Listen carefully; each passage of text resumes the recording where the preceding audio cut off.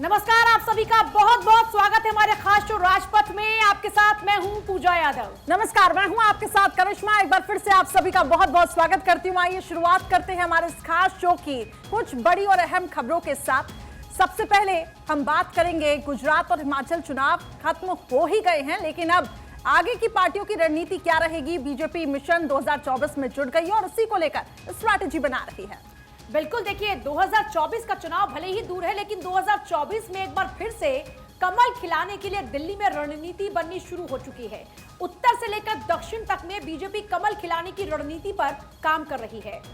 और आपको बता दें, दिल्ली पर कब्जे के लिए उत्तर प्रदेश को जीतना पूजा यहां पर जरूरी है बीजेपी के लिए, और यही एक वजह है कि बीजेपी लगातार स्ट्रैटेजी बना रही है। 2024 में यूपी में सभी 80 लोकसभा सीटों पर क्लीन स्वीप के लिए बीजेपी अब बिसात बिछा चुकी है। देखिए, कहा जाता है कि दिल्ली का रास्ता लखनऊ से ही होकर गुजरता है और इस बात को बीजेपी बहुत बखूबी समझती है। योगी कैबिनेट से लेकर पार्टी तक में यही वजह है कि बदलाव तक की तैयारी है। इस रिपोर्ट के जरिए देखिए।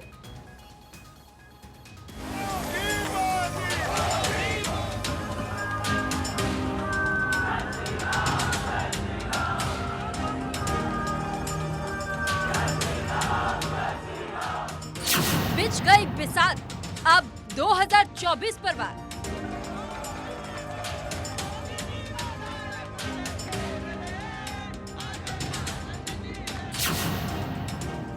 यूपी में गुजरात फॉर्मूला, बदलेगी कैबिनेट की सूरत।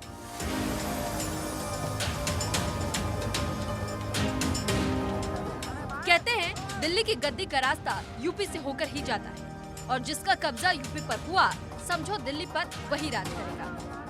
मौजूदा राजनीतिक हालात भी कुछ ऐसा ही कहते हैं। यूपी में योगी बीजेपी का झंडा बुलंद कर रहे हैं, तो दिल्ली में मोदी बैठे हैं।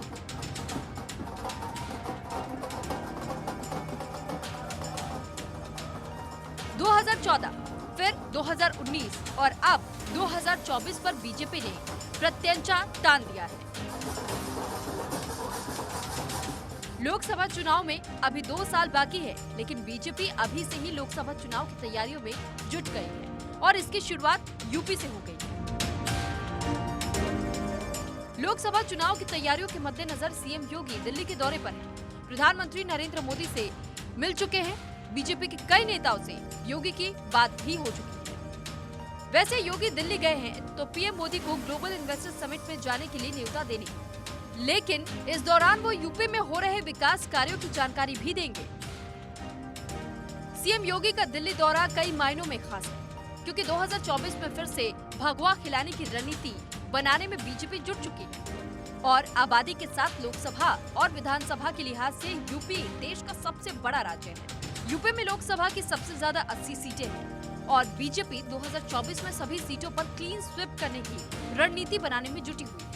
और सीएम योगी के साथ यूपी बीजेपी अध्यक्ष भी दिल्ली दौरे पर हैं, जो कि बता रहा है कि बीजेपी 2024 को लेकर कितना एक्टिव है। जो भी चुनाव होंगे, हम हमेशा अपने कार्यकर्ताओं की, अपनी पार्टी के नेतृत्व की संपर्क संवाद जनता से हमारा बना हुआ है। उसी के आधार पर हम लोग चुनाव लड़ते रहे हैं और मुझे विश्वास है कि हमें उत्तर प्रदेश सहित पूरे देश में मोदी जी के नेतृत्व में भारतीय जनता पार्टी को व्यापक आशीर्वाद मिलेगा और एक बार पुनः बड़े अंतर से भारतीय जनता पार्टी की सरकार केंद्र में बनेगी। 2024 में यूपी के सभी सीटों पर जीत के लिए बीजेपी उत्तर प्रदेश में गुजरात फॉर्मूला लागू करने की तैयारी में है। लोकसभा चुनाव से ठीक पहले योगी कैबिनेट की शक्ल सूरत बदलने वाली है। कई नए चेहरों को योगी कैबिनेट में जगह मिल सकती है, तो कुछ को सरकार से बाहर कर पार्टी में बड़ी जिम्मेदारी मिलने की चर्चा तेज हो गई है। यूपी कैबिनेट और बीजेपी संगठन में बदलाव होना लगभग तय है। संगठन के नाते मुझे ये काम मिला है, तो मैं पार्टी के केंद्रीय नेतृत्व से बातचीत करके संगठनात्मक पुनर्गठन पर जो भी केंद्र का दिशा निर्देश होगा पार्टी का, उसी आधार पर हम लोग आगे बढ़ेंगे। लेकिन निश्चित रूप से चूंकि नया दायित्व मुझे मिला है, तो मैं उस दिशा और बढ़ने का काम करूंगा। नहीं तो ये क्या मेंबर्स लोग नहीं, संगठन का पुनर्गठन है। पुनर्गठन, चेहरे कुछ लोग पुराने रहेंगे, कुछ नए आएंगे, तो एक पुनर्गठन है संगठन का। बीजेपी सरकार से लेकर पार्टी तक में जातीय समीकरण को साधने की कोशिश में है। उधर दिल्ली सहयोगियों पार्टी से गठबंधन पर भी बीजेपी रणनीति बनाने में जुटी हुई है। 2024 में उत्तर प्रदेश में बीजेपी गठबंधन एनडीए में कई पुराने सहयोगियों की वापसी हो सकती है, जैसे ओम प्रकाश राजभर की वापसी हो सकती है। Bureau report, Bharat 24। तो एक तरफ जहां 2024 की तैयारियां चल रही हैं, वहीं जो अगली खबर हम आपको बताने जा रहे हैं, उन खबरों की तस्वीरों को देखकर शायद आपको गुस्सा आने लगे, क्योंकि बिहार में एक बार फिर से लगे हैं देश विरोधी नारे। बिल्कुल, बिहार के भोजपुर जिले में बैडमिंटन टूर्नामेंट के दौरान जीतने की खुशी में पाकिस्तान जिंदाबाद के नारे लगाए गए हैं। लेकिन पुलिस की नींद उस वक्त खुली जब देश विरोधी नारेबाजी का वीडियो सोशल मीडिया पर वायरल होने लगा। अब सवाल कई उठ रहे हैं। सवाल यह है कि देश में पाकिस्तान के आखिर कितने पैरोकार हैं, क्योंकि हिंदुस्तान में रहते हैं, हिंदुस्तान का खाते हैं और पाकिस्तान की वकालत करते हैं। रिपोर्ट में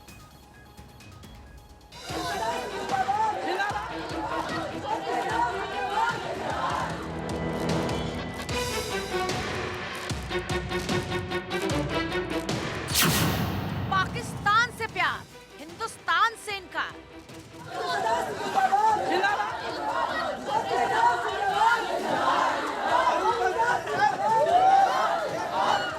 बिहार में बहार बा, कहे कि पुलिस फरार बा। बिहार में बहार पर नीतीश कुमार के राज बा, और नीतीश बाबू के राज में बिहार में देश से नहीं लोग पाकिस्तान से प्यार करते हैं। जिस बिहार ने दुनिया को बुद्ध दिया, जिस बिहार ने दुनिया को पहला विश्वविद्यालय दिया, जिस बिहार ने भारत को सम्राट अशोक जैसा राजा दिया, जिस बिहार में वीर कुंवर सिंह जैसे स्वतंत्रता सेनानियों ने आजादी के लिए खुद को फना किया, उस बिहार में अब भारत जिंदाबाद के नारे नहीं लगते, बल्कि वहां लगते हैं पाकिस्तान जिंदाबाद के नारे।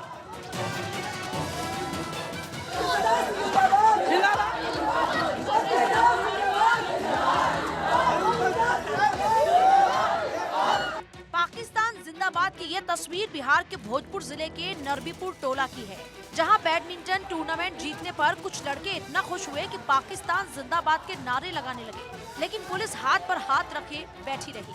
पुलिस की नींद तो तब खुली जब देश विरोधी नारा सोशल मीडिया पर वायरल हो गया। सियासी गलियारे में देश विरोधी नारे को सुनकर हंगामा ही मच गया। सरकार की गंभीरता नहीं रहने के कारण नए वर्ग नौजवानों के अंदर भी वह मन मस्तिष्क के अंदर देश के प्रति जो वफादारी होनी चाहिए, राष्ट्रगान राष्ट्रगीत के प्रति जो सम्मान होना चाहिए, वो कमते जा रहा है। और इसको कहीं न कहीं वोट की राजनीति से तुष्टीकरण के परिणाम के रूप में भी देखा जा रहा है। देखिए, नीतीश कुमार के शासन में अब जो स्थिति बनी है, नीतीश और तेजस्वी यादव के गठबंधन के बाद बिहार में यही होना है। जो कानून का राज था वो समाप्त हो गया। देश विरोधी नारे के वायरल होने के बाद पुलिस 5 आरोपियों को गिरफ्तार कर चुकी है, लेकिन जब तक पुलिस इन्हें पकड़ती, भीड़ ने इन युवकों को पकड़ लिया और इनका इलाज ही कर दिया।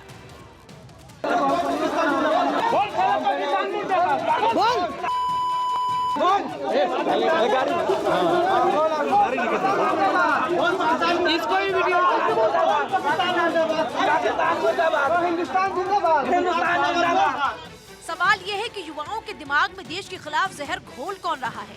क्या पटना के फुलवारी शरीफ में पकड़े गए आतंकियों के साथी अभी भी एक्टिव हैं, जो युवाओं के दिलो दिमाग में नफरत पैदा कर रहे हैं? ये रिपोर्ट, भारत 24।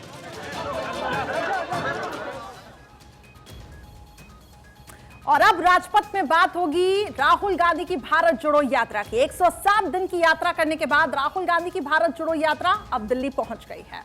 और दिल्ली में राहुल गांधी के अलग अलग रंग देखने को मिल रहे हैं। राहुल यात्रा के दौरान मंदिर भी गए, निजामुद्दीन दरगाह पर जाकर मत्था भी टेका, तो वहीं बीजेपी पर गरजे भी, जिसका जवाब अब केंद्रीय मंत्री अनुराग ठाकुर ने दिया है। देखिए, 7 दिसंबर से कन्याकुमारी से शुरू हुई भारत जोड़ो यात्रा देश की राजधानी में है। यात्रा में लोगों का हुजूम दिखा।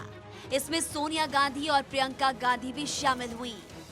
यात्रा की अगुवाई कर रहे राहुल गांधी ने कहा कि मैं नफरत के बाजार में मोहब्बत की दुकान खोलने आया हूँ। नफरत के बाजार में मोहब्बत की दुकान खोली थी, यही हम करते हैं। तो यह है मेरा जवाब बीजेपी के सब लोगों को। आइए आप भी नफरत के बाजार में मोहब्बत की दुकान खोलना शुरू कीजिए। यात्रा के दौरान राहुल गांधी मंदिर गए और वहां पर पूजा अर्चना की। इसके बाद राहुल गांधी हजरत निजामुद्दीन दरगाह पर सजदा करते हुए नजर आए। भारत जोड़ो यात्रा में कांग्रेस कार्यकर्ताओं की बड़ी भीड़ पहुंची है। इस वजह से दिल्ली पुलिस ने 2 दर्जन से ज्यादा जगहों पर ट्रैफिक डायवर्ट किया। दिल्ली में यात्रा 23 किलोमीटर की है और लाल किले पर समाप्त होगी। इसके बाद यात्रा में 9 दिन का ब्रेक रहेगा, यानी 2 जनवरी तक कोई यात्रा नहीं होगी। 3 जनवरी से गाजियाबाद के लोनी जाएगी। भारत जोड़ो यात्रा ऐसे वक्त पर हो रही है जब कोरोना का खौफ बढ़ गया है। कुछ दिन पहले केंद्रीय स्वास्थ्य मंत्री मनसुख मांडविया ने भी यात्रा स्थगित करने की बात कही थी। तब इस पर काफी सियासत हुई थी। इसी बीच केंद्रीय मंत्री अनुराग ठाकुर ने यात्रा को लेकर राहुल गांधी पर निशाना साध लिया। पूरी दुनिया भर में चीन, कोरिया, जापान में लाखों केस कोरोना के आ रहे हैं। अस्पतालों के बाहर लंबी कतार लगी है, शवों का ढेर लगा है, लेकिन आपको देश की सुरक्षा नहीं, आपको तो देश हित नहीं, परिवार हित पहले। यात्रा के जरिए राहुल गांधी जहां विपक्ष को निशाने पर लेते हुए नजर आए, तो केंद्र सरकार भी राहुल गांधी पर पलटवार से नहीं चूक रही है। और चलिए इस बीच बड़ी खबर दिल्ली से, राहुल गांधी कल समाधि स्थल पर जाएंगे। सुबह राजघाट, शांति वन भी जाएंगे राहुल गांधी। तो इस वक्त की बड़ी खबर, शांति स्थल और विजय घाट भी राहुल गांधी जाएंगे। इसके साथ साथ वीर भूमि भी जाएंगे राहुल गांधी। अटल जी की समाधि के दर्शन भी राहुल गांधी करेंगे। महात्मा गांधी, इंदिरा गांधी की समाधि पर भी राहुल गांधी जाएंगे और पिता राजीव गांधी की समाधि पर भी जाएंगे। अभी दिल्ली में कांग्रेस की भारत जोड़ो यात्रा चल रही है। कांग्रेस नेता जयराम रमेश ने देखिए ट्वीट भी किया और इस बात की जानकारी दी कि कल का क्या स्केड्यूल रहने वाला है राहुल गांधी की कांग्रेस जोड़ो भारत जोड़ो यात्रा का। हालांकि सत्ता पक्ष से बार बार कह रहा है कि ये तो कांग्रेस जोड़ो यात्रा है, भारत जोड़ो यात्रा नहीं। वहीं आगे बढ़ते हैं आप। जबरन और लालच देकर धर्मांतरण के खिलाफ सख्त कानून के बाद भी अब धर्मांतरण का खेल धड़ल्ले से जारी है। यूपी से लेकर हरियाणा तक हिंदुओं को ईसाई बनाने का खेल खूब चल रहा है। यूपी के सीतापुर की बात करें तो धर्म के धंधेबाजों ने अपना यहाँ पे तो अड्डा ही बना लिया है। क्रिसमस और न्यू ईयर को देखते हुए हिंदुओं को ईसाई बनाने का खेल का खुलासा हुआ। देखिए कैसे।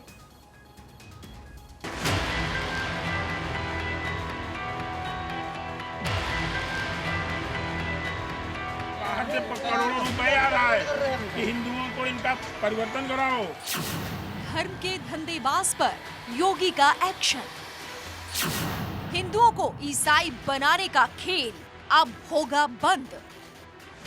जबरन धर्मांतरण, लालच देकर धर्मांतरण, धोखे से धर्मांतरण के खिलाफ पूरे देश में राज्य सरकारें एक्शन में है। लेकिन इसके बावजूद धर्म के धंधेबाज का खेल धड़ल्ले से जारी है। धर्मांतरण के खिलाफ कानून के बाद भी धर्म के धंधेबाज गरीब हिंदुओं को अपना निशाना बना रहे हैं। किसी को जमीन का लालच देकर तो किसी को नौकरी देने का लालच देकर हिंदुओं को ईसाई बनाने का खेल जारी है। उत्तर प्रदेश हो या फिर हरियाणा, हिंदुओं को क्रिश्चियन बनाने के मामले तेजी से बढ़े हैं। यूपी के सीतापुर में सबसे बड़े धर्मांतरण रैकेट का खुलासा हुआ है, जहां हिंदुओं का धर्म परिवर्तन कर ईसाई बनाने के दौरान बजरंग दल के कार्यकर्ताओं ने धावा बोल दिया और उन्हें पकड़ लिया। आखिर मोहम्मदन को क्यों नहीं बुलाते हैं? हिंदू को ही बुला के क्यों ये सब दिखाते हैं? आप इनके गरिमा को नहीं जानोगे। इनको बहुत अच्छी फंडिंग आ रही है, बाहर से करोड़ों रुपए आ रहा है कि हिंदुओं को इनका परिवर्तन कराओ। हिंदुओं को ईसाई बनाने पहुंचे 3 आरोपियों को पुलिस ने गिरफ्तार कर लिया। इससे पहले सीतापुर के सदरपुर थाना क्षेत्र में 300 लोगों के धर्मांतरण का मामला सामने आया था। सीतापुर के सदरपुर थाना क्षेत्र के शाहबाजपुर में जब पुलिस ने एक चर्च पर छापा मारा तो धर्मांतरण के खेल का खुलासा हो गया। हिंदुओं को गिफ्ट और खाने का लालच देकर बुलाया गया और धर्मांतरण कराने के लिए ब्राजील के 4 लोग आए थे, लेकिन धर्मांतरण से पहले ही पुलिस ने उन्हें गिरफ्तार कर लिया। तो 2 से 4 बजे की मीटिंग वहाँ रखी गई थी, ऐसी सूचना हम लोगों को मिली। तत्पश्चात हम लोग इसमें कुछ बजरंग दल के कार्यकर्ता लेकर के वहाँ पे पहुँचे। जब वहाँ पे पहुँचे भाई साहब तो लगभग 100 की संख्याओं में महिलाएं, कुछ जेंट्स भी थे, इनके साथ ये 3-4 लोग मिल गए। भारत में धर्मांतरण एक चेन बिजनेस की तरह फल फूल रहा है, यानी एक किसी को 3 लोगों के धर्मांतरण का टास्क मिला हुआ है और फिर वो 3 लोग अन्य 3 लोगों का धर्मांतरण कराएंगे। कानून के बाद भी धर्मांतरण के बढ़ते जाल पर सीएम योगी सख्त हो गए हैं और धर्म के धंधेबाजों से कड़ाई से निपटने का आदेश जारी कर दिया है। धर्म के धंधेबाजों की अब हर चाल नाकाम होने वाली है। धर्म के धंधेबाज अब अपनी साजिश में कामयाब नहीं होंगे, क्योंकि धर्मांतरण के खिलाफ अब उत्तर प्रदेश के मुख्यमंत्री योगी आदित्यनाथ सख्त हो गए हैं। अब यूपी में धर्मांतरण रैकेट चलाने वालों का पुलिस मुकम्मल इलाज करेगी। Bureau report, Bharat 24। चलिए अब खबरों में आगे बढ़ते हैं। मुंबई के वालिद पुलिस स्टेशन के नया गांव परिसर में एक मूक बधिर की हत्या का मामला सामने आया है। पुलिस के मुताबिक मूक बधिर सुनील तिवारी की हत्या बदमाशों ने लूट के इरादे से की थी। मुंबई पुलिस की क्राइम ब्रांच यूनिट ने यशवर्धन झा के हत्या आरोपी को गिरफ्तार भी कर लिया है। पुलिस के मुताबिक आरोपी ने पहले मूक बधिर सुनील तिवारी के साथ दोस्ती की और फिर उसके साथ नया गांव रेलवे स्टेशन पर उतरा और मृतक को एक सुनसान इलाके में ले गया। गमछे से गला दबाकर उसकी हत्या कर दी गई। मुंबई में लूट के बाद मूक बधिर की इस हत्या के बाद हड़कंप मचा हुआ है। हालांकि मामले में आरोपी की गिरफ्तारी हो चुकी है। करीबन 72 आवर्स के अंदर ही हमने आरोपी को अरेस्ट किया है और इसमें जहाँ के लोकल लोगों ने भी काफी, जो रिक्शा वाले हैं, जहाँ के जो लोकल लोग हैं, उन्होंने भी काफी हमें इसमें मदद की और जो सीसीटीवी फुटेजेस है ऑब्वियसली उसमें से भी हमें पता चला कि जो मयत इसम था वो नाला सोपारा नहीं, वो नायगांव में उतरा था रेलवे स्टेशन। तो काफी चीजें हमको इससे मदद हो। राजस्थान के मौजूदा राजनीतिक हालात, आखिर कब तक होगा सभी पेंडिंग मुद्दों का निपटारा? इस बारे में राजस्थान प्रभारी सुखजिंदर रंधावा ने संकेत दिए। कहा अगले 9 दिनों में सभी मुद्दों पर हो जाएगा फैसला। इसका अर्थ ये कि धारीवाल, जोशी और धर्मेंद्र राठौड़ मामले में भी हो जाएगा अंतिम फैसला। तो फिर ऐसे में क्या होगा 14 जनवरी की प्रस्तावित विधायक दल की बैठक का? ये एक बड़ा सवाल। राजस्थान के मौजूदा राजनीतिक हालात, इस बारे में राजस्थान प्रभारी सुखजिंदर की ओर से भी जानकारी दी गई। कहा अगले 9 दिनों में सभी मुद्दों पर फैसला हो जाएगा। तो इसका अर्थ यह है कि धारीवाल, जोशी और धर्मेंद्र राठौड़ मामले में भी अंतिम फैसला हो जाएगा। लेकिन सवाल यह भी है कि विधायक दल की बैठक जो कि पहले से ही प्रस्तावित थी, उसका आखिर क्या होगा? आखिर क्या छिपा है रामलाल जाट की जन्मपत्री में? आखिर क्यों भीलवाड़ा और जयपुर में उनके लोग दिखावा कर रहे हैं? उनके लोग दिखवा रहे पंडितों को उनकी जन्मपत्री। रामलाल जाट हैं राजस्थान सरकार में राजस्व मंत्री, जिनकी जन्मपत्री दिखवाई जा रही है। आखिर क्या छिपा है रामलाल जाट की जन्मपत्री में? रामलाल जाट है राजस्थान सरकार के राजस्व मंत्री।